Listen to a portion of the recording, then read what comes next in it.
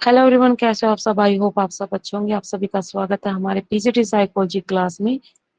तो बेसिकली हमारी screening text की ये हमारी थर्ड क्लास है।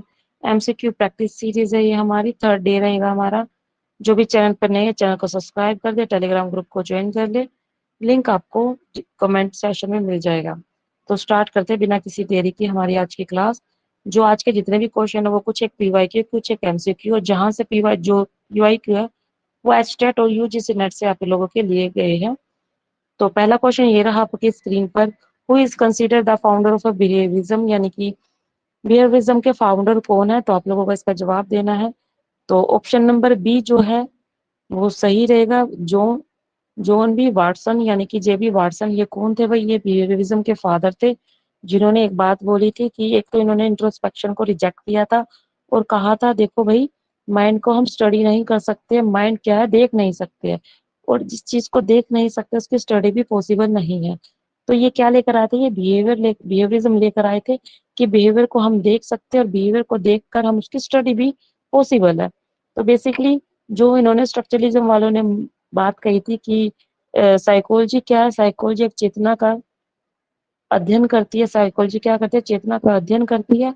तो उस चीज को क्या कर दिया इन्होंने, उस चीज को इन्होंने रिजेक्ट कर दिया गया। तो बिहेवियरिज्म वालों ने किस पर फोकस किया? ऑब्जर्वेबल बिहेवियर पर फोकस किया।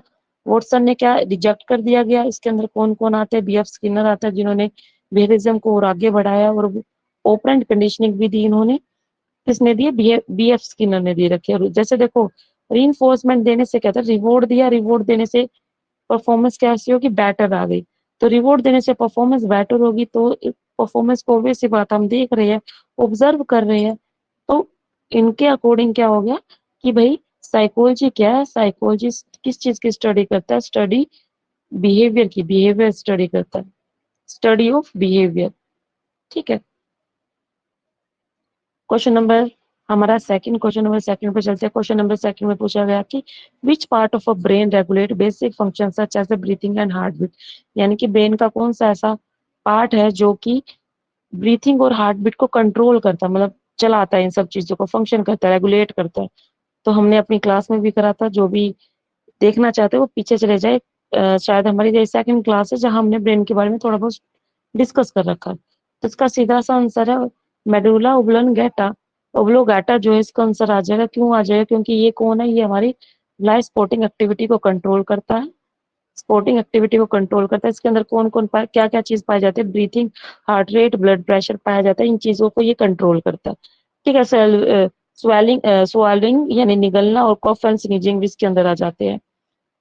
क्वेश्चन नंबर थर्ड में पूछा गया कि विच type of memory temporarily hold information for a short period and has a limited capacity, यानी कि इनमें से आप लोगों को बताना कि कौन सी ऐसी मेमोरी है शॉर्ट टर्म के लिए, जो कि जिनके शॉर्ट टर्म के लिए स्टोर होती है, टेम्पररी होती है, और साथ ही साथ कैपेसिटी कैसी? लिमिटेड होती है। इसकी कैपेसिटी कैसी है? लिमिटेड कैपेसिटी है। तो वो क्यों आ जाएगा? वो शॉर्ट टर्म मेमोरी आ जाएगी। ठीक है। शॉर्ट टर्म मेमोरी यानी कि टेम्पररी समय के लिए जो इंफॉर्मेशन स्टोर रहती है, और इसकी कैपेसिटी कैसी होती है? लिमिटेड होती है। ड्यूरेशन भी जो कम अवधि है, लेकिन बिना रिहर्सल के इंफॉर्मेशन थोड़े समय तक भी रह सकती है। देखो, रिहर्सल करते हैं ना, रिहर्सल रिहर्सल करने से है ना काफी समय तक इंफॉर्मेशन बनी रहती है। जैसे चंकिंग मेथड का यूज करके थोड़े समय के लिए इंफॉर्मेशन स्टोर कर सकते हैं। ठीक है। और कितने समय के लिए अगर टाइम पीरियड भी पूछ ले तो 30, लेस देन 30, क्या रहेगा? लेस देन 30 सेकेंड रहेगा इसका आंसर। ठीक है।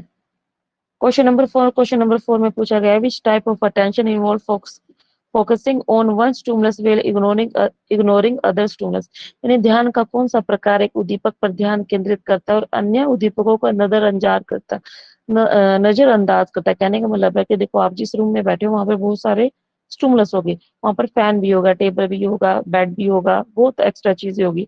लेकिन फिलहाल आप करंट में किस चीज पर फोकस कर रहे हो? आप फोकस कर रहे हो अपने मोबाइल पर, मोबाइल स्क्रीन पर फोकस कर रहे हो। यानी कि एक समय पर आप मतलब एक समय पर एक ही चीज पर आप फोकस कर रहे हो, सिलेक्टिव अटेंशन।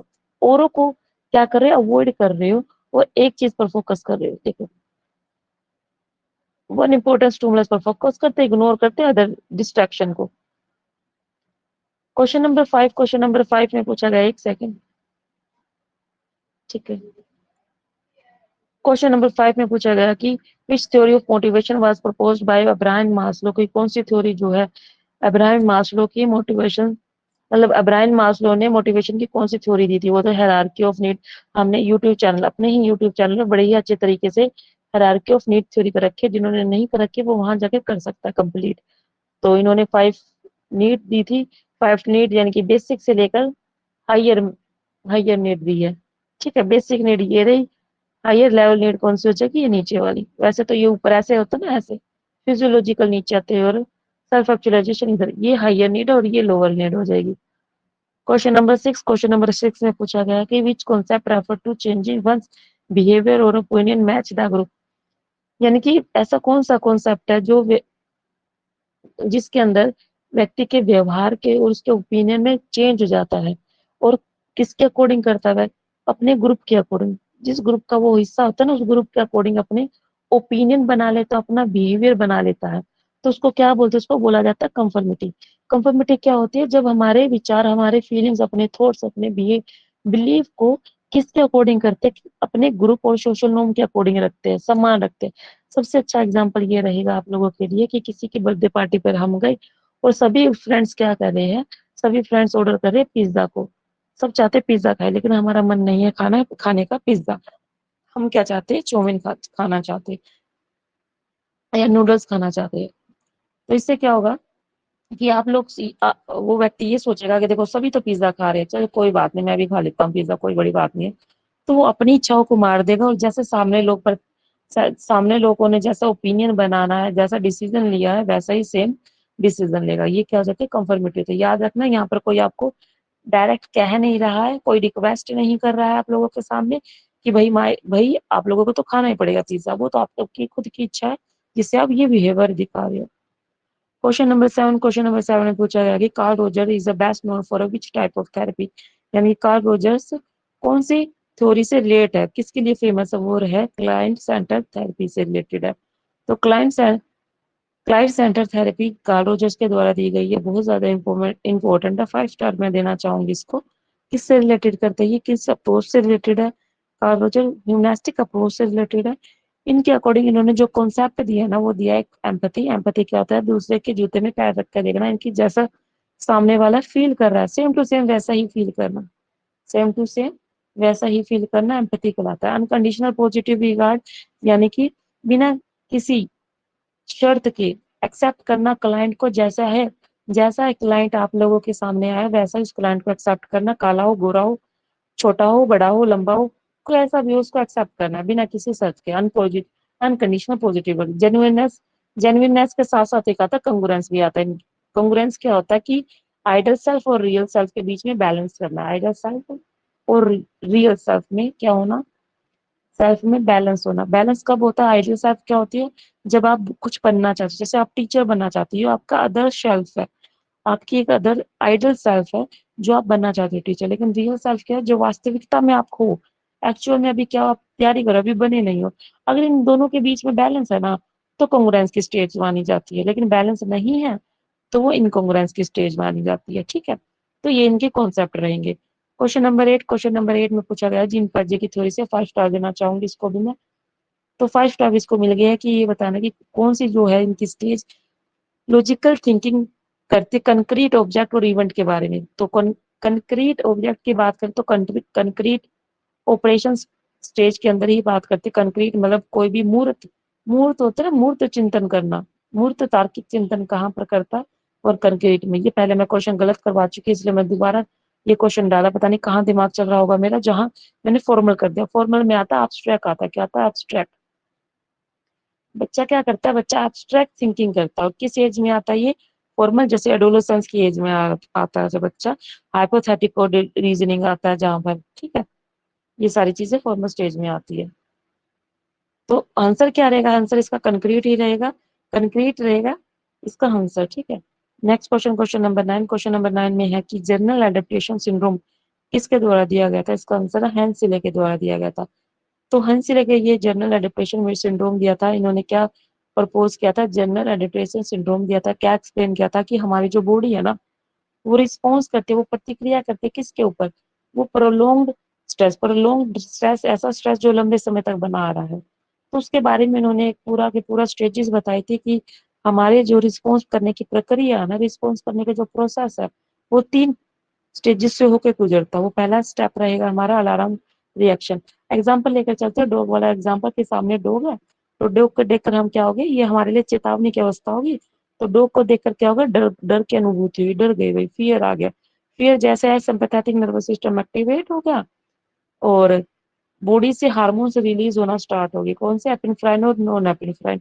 तो रेजिस्टेंस फेज सेकंड आ जाता है। रेजिस्टेंस फेज क्या होता है, जहां पर डॉग के साथ हम क्या करना स्टार्ट कर देते हैं, फाइट करना स्टार्ट कर देते हैं। अपने आप को बचाना भी तो है हमें अब।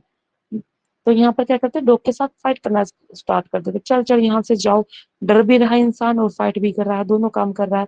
हार्मोन्स भी रिलीज हो रहे हैं। हार्मोन्स क्या दे रहे हैं, उसको एनर्जी दे रहे हैं लड़ने की एनर्जी। किस चीज के, लड़ने की एनर्जी दे रहे हैं, लड़ने की एनर्जी दे रहे हैं। क्या, फाइट करो। हार्मोन्स रिलीज होता है, उसको ताकत मिल जाती है और वो फाइट करना स्टार्ट कर देता है। फिर आता है लास्ट में एग्जॉक्शन फेज। एग्जॉक्शन फेज में क्या होता है, थकावट अवस्था। इस अवस्था में क्या होता है बेसिकली, इस अवस्था में जब बच्चा या लड़का जो भी है, वो बिल्कुल थक जाता है, उसकी सारी एनर्जी अपनी यहाँ तक लगा चुका है, अब उसके पास कोई एनर्जी बची नहीं है। अब डॉग की तरफ देखता हुआ कहता है कि भाई काट ले मुझे, जितना काटना चाहता है काट ले, मैं तेरे साथ तो लड़ लड़ के थक गया, लेकिन मेरी सारी एनर्जी जो है सारी यूज होगी। अब वो बेचारा डॉग काटे जा रहा, काटे जा रहा है। यहाँ पर बेसिकली क्या है, फाइट करने की जो क्षमता उसकी खत्म हो चुकी है, उसकी एनर्जी हो चुकी है, खत्म हो चुकी है। ठीक है, ये एग्जॉस्शन फेज आ जाता है। तो इसको हम डिटेल में पढ़ेंगे, डिटेल में यानी कि इमोशन हमारे कंप्लीट होने वाले, इमोशन जैसे ही अब कंप्लीट हो जाएंगे ना, उसके बाद हम स्ट्रेस के बारे में पढ़ेंगे। ठीक है, क्वेश्चन नंबर 10 के बारे में पढ़ते हैं। क्वेश्चन नंबर 10 में हम करते हैं, क्वेश्चन नंबर 10 है हमारा। क्वेश्चन नंबर 10 जो रिसर्च से रिलेटेड है, जो कि एक रिसर्चर चाहता है कि स्टडी करना किसके बीच में, दो वेरिएबल्स के बीच में स्टडी करना चाहता है, रिलेशन पे। दो वेरिएबल के बीच में रिलेशन चेक कर रहा है। याद रखना, दो वेरिएबल के बीच में क्या चेक कर रहा है, रिलेशन चेक कर रहा है। साथ ही साथ इनके बीच में मैनिपुलेशन नहीं कर रहा है, एक भी वेरिएबल के बीच में, यानी कि उस वेरिएबल में जोड़ तोड़ नहीं कर रहा है। तो which researcher method is most appropriate, तो इसमें कौन सा सबसे बढ़िया मेथड जो है यूज किया जाएगा, तो वो रहेगा कोरिलेशन रिसर्च। कोरिलेशन रिसर्च क्या होती है कि जहां पर टू या मोर देन टू वेरिएबल्स के बीच में बिना किसी मैनिपुलेशन के स्टडी की जा रही है, संबंध देखे जा रहे हैं। जैसे इंडिपेंडेंट वेरिएबल, जैसे एक्सपेरिमेंट में क्या होता है कि इंडिपेंडेंट वेरिएबल में मैनिपुलेशन करने पर उसका प्रभाव किस पे देखते हैं, डिपेंडेंट वेरिएबल पर उसका प्रभाव जो है बेसिकली देखा जाता है। तो कोरिलेशन में क्या होता है कि एक वेरिएबल का संबंध क्या है दूसरे वेरिएबल के साथ, तो ये देखा जाता है। तो ये क्या कहलाता है, ये कोरिलेशन देखा जाता है। याद रखना, कोरिलेशन देखा, सिर्फ रिलेशन देख रहे हैं, ना कि कोज एंड इफेक्ट स्टडी नहीं कर रहे, कोज एंड इफेक्ट को स्टडी नहीं कर रहे। कोज इफेक्ट को कौन करता है, एक्सपेरिमेंट मेथड करता है, एक्सपेरिमेंट मेथड करता है वहां पर। ठीक है,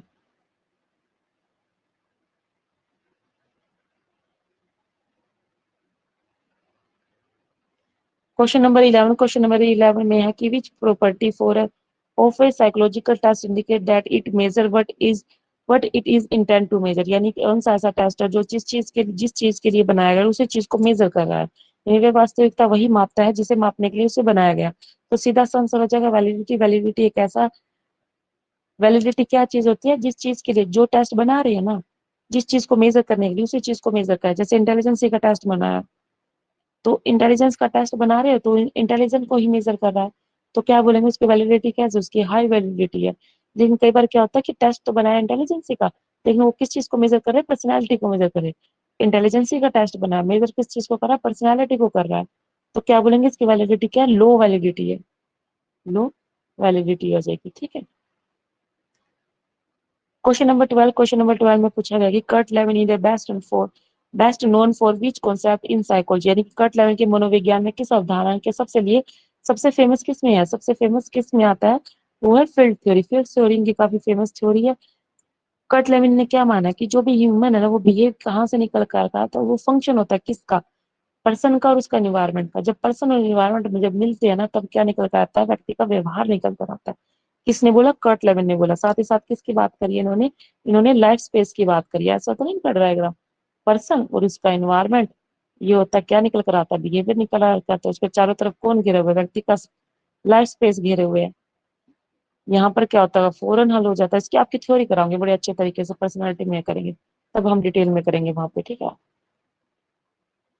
क्वेश्चन नंबर 13 लीडरशिप से भी क्वेश्चन मैंने इसके अंदर डालने की पूरी कोशिश की है कि भाई which leadership type involve the leader making decision with active participate from a group member, यानी कि बेसिकली डिसीजन ले रहा है लीडर, डिसीजन ले रहा है और साथ ही साथ मेंबर को भी इन्वॉल्व कर रहा है, सारे मेंबर को बुला रहा है और बोल रहा है कि बताओ भैया आपकी क्या सलाह है, कि डिसीजन में मेंबर को इन्वॉल्वमेंट मिल रही है, आ रहा भागीदार बना रहे उसको, तो वो कौन सा वो रहेगा, डेमोक्रेटिक। डेमोक्रेटिक क्या होता है, जहां पर महत्व दिया जाता है, किसको, मेंबर को भी महत्व दिया जाता है, आप आओ और डिसीजन लेने में भी हमारी मैं हेल्प करूँ, ठीक है, तो वो डेमोक्रेटिक। ऑटोक्रेटिक, यहाँ पे जितने भी जो भी डिसीजन लेना होता है परमिशन नहीं लेता है, यहाँ पे मेंबर की लीडर खुद ही चूज करता है कि क्या करना है आगे।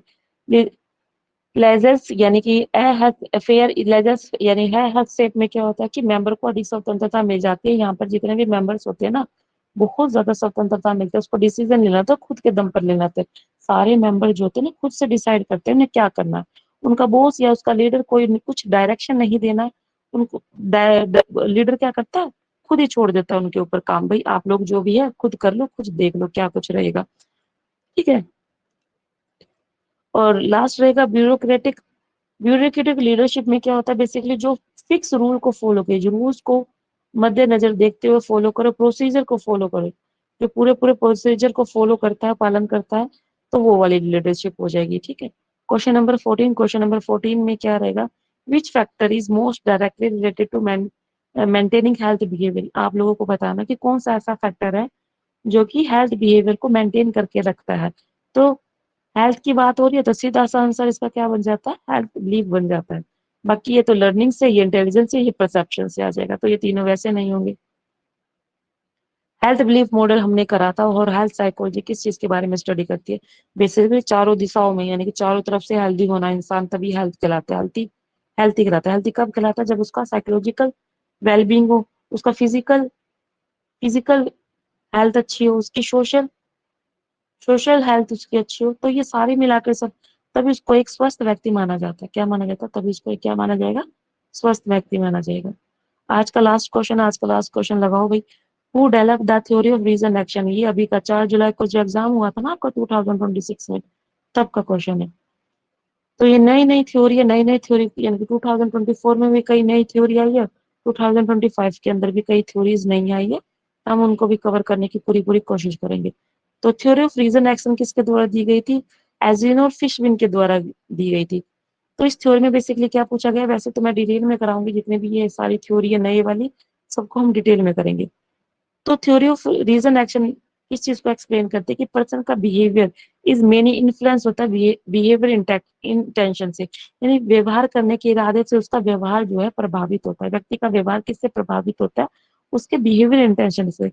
बिहेवियर इंटेंशन मतलब वो क्या चाहता है, मान लो कोई व्यक्ति जो है बहुत ज्यादा मोटा, तो वो चाहता है कि वो पतला हो जाए, क्या हो जाए, वो पतला हो जाए, तो उसका क्या इंटेंशन है उस चीज को लेकर, इस चीज के बारे में ये थ्योरी चीज बताती है, ठीक है। एटीट्यूड उसका क्या दृष्टिकोण है, क्या उसको पतला होना चाहिए या नहीं होना चाहिए, सब्जेक्टिव दूसरे लोग क्या चाहते हैं, दूसरे उसके फ्रेंड सर्कल क्या चाहते हैं, उसको कैसा देखना चाहते हैं, उसको मोटा ही देखना चाहते हैं, पतला देखना चाहते हैं, वो क्या बताते हैं कि देखो आपको जिम ज्वाइन करनी है, जिम ज्वाइन कर लोगे आप पतले हो जाएंगे, फिर वो व्यक्ति क्या करता है, बिहेवियर करता है, यानी कि एक्शन करता है, जाके जिम में वर्कआउट करता है। तो ये सारी चीजें इसके अंदर आती है, तो ये हम कंप्लीट करेंगे अपने, जब हम डिटेल क्लास करेंगे ना ये सोशल साइकोलॉजी के अंदर, जैसे तो ये यूनिट 10 का भी भाग हो जाता है यूजीसी नेट का, और साथ ही साथ सोशल साइकोलॉजी में भी इसकी स्टडी की जाती है, मतलब वहां पर भी थ्योरी के बारे में पढ़ा जाता है। तो कैसी रही आप लोगों की क्लास, कमेंट करके जरूर बताइए। See you in the next class, concept clear, selection पक्का। बाय बाय, सी यू, मिलते हैं आपको नेक्स्ट क्लास में।